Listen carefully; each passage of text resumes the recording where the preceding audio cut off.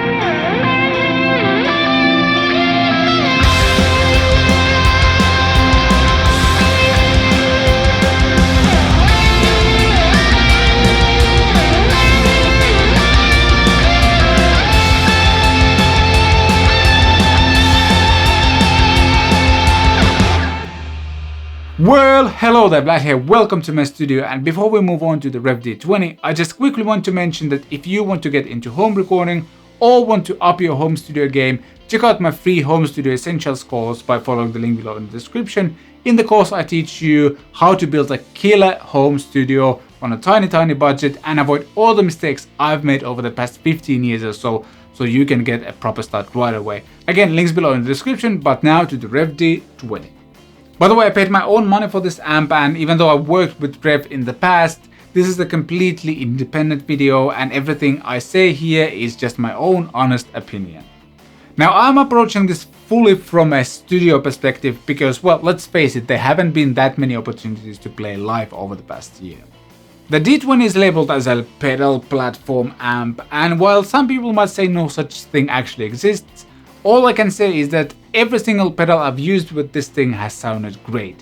Unlike some other amps I've had in the past, every single pedal that I've thrown at that thing has sounded great, and whether it's a well-designed preamp or just the right amount of headroom or some other amp magic wizardry I just don't understand, the answer to the question, does it take pedals well, is a definite strong yes.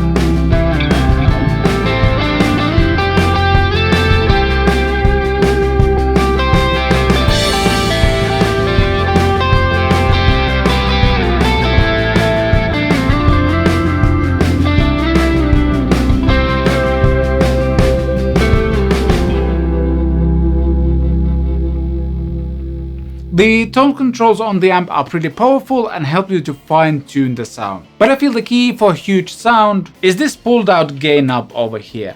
I saw a video on Rev's own channel where Sean Tubbs explained pulling the gain knob basically gives the amp an EQ lift and makes it sound bigger and more dynamic. Here's how it sounds.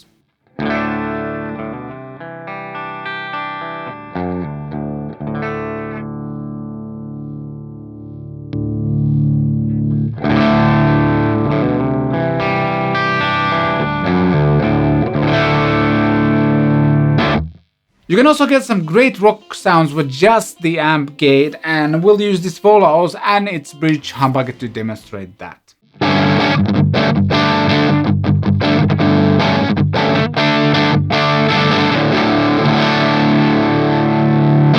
Those tones are great, and obviously they vary a lot depending on what guitar you're using as well. But because the amp works so well with all of my pedals, I haven't really felt the need to use the amp gain itself. I've set the tone controls and pulled out gain control to roughly these settings you see on the screen, and I don't really touch them at all.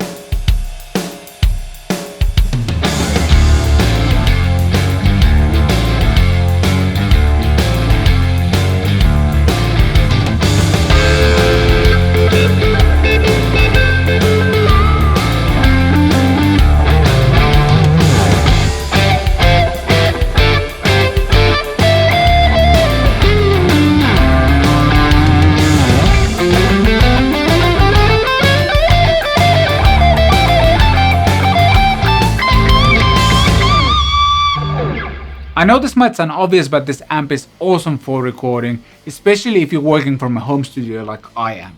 The ability to run an XLR cable directly from the amp into my audio interface really speeds up the recording process and also allows me to keep my other family members happy while retaining that tube amp tone and feel that I love.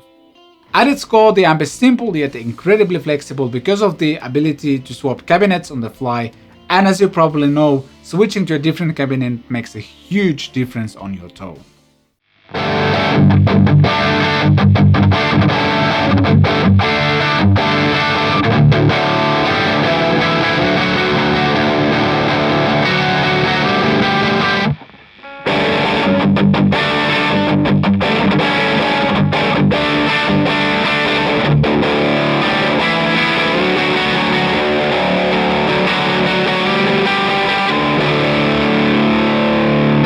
The D20 has two 6v6 tubes in the power amp section, and I personally like them a lot, but if you want to, you can also use the pre-post switch to take them out and actually use a virtual power amp simulation. I personally haven't really used it that much because I feel it doesn't make that huge of a difference, but it might give you that extra 5 to 10% to your sound if you're going, for example, for a very specific metal tone.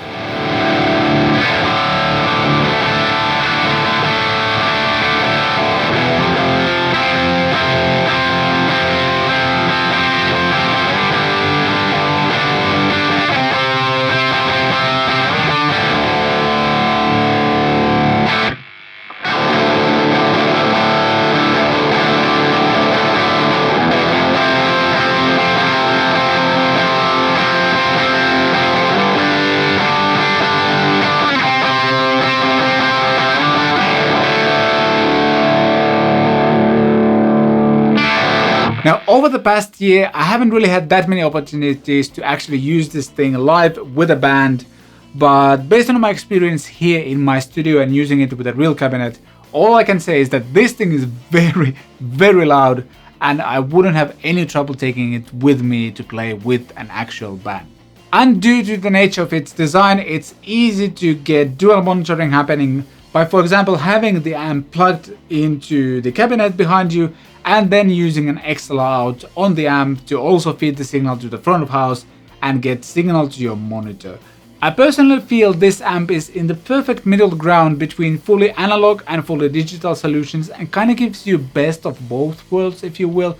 And just to remind you, this thing is lightweight. There's a nice reclining handle. You can lift it with just one hand easily, and nowadays all of these D20 and G20 amps also ship with a gig bag as well, so well done, Rev.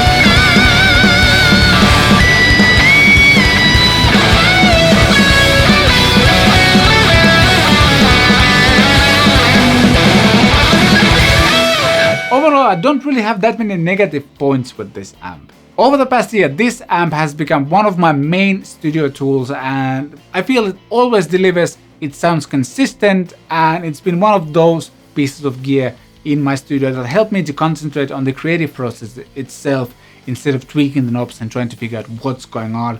So it does exactly what I wanted it to do. This amp isn't cheap, and I can completely understand if some of you don't feel like dishing out that amount of money into just a clean amp is worth it. Plus you kind of need to get a bunch of pedals to actually really get most out of it. But if you're a fan of Stompboxes and have a bunch of them as I do, this is one of the best pedal platform solutions you can get. Thanks for watching this video, and I again remind you to check out the free Home Studio Essentials course by following the link below in the description. If you want to support the channel, there's a bunch of different ways to do that in the description by either getting my songwriting course, using the affiliate links, or getting some merch for yourself. Again, links below in the description. If you enjoyed the video, please consider giving it a like, comment below, ask any questions you might have, and obviously subscribe, something like that. Thank you so much for watching. I shall see you next time.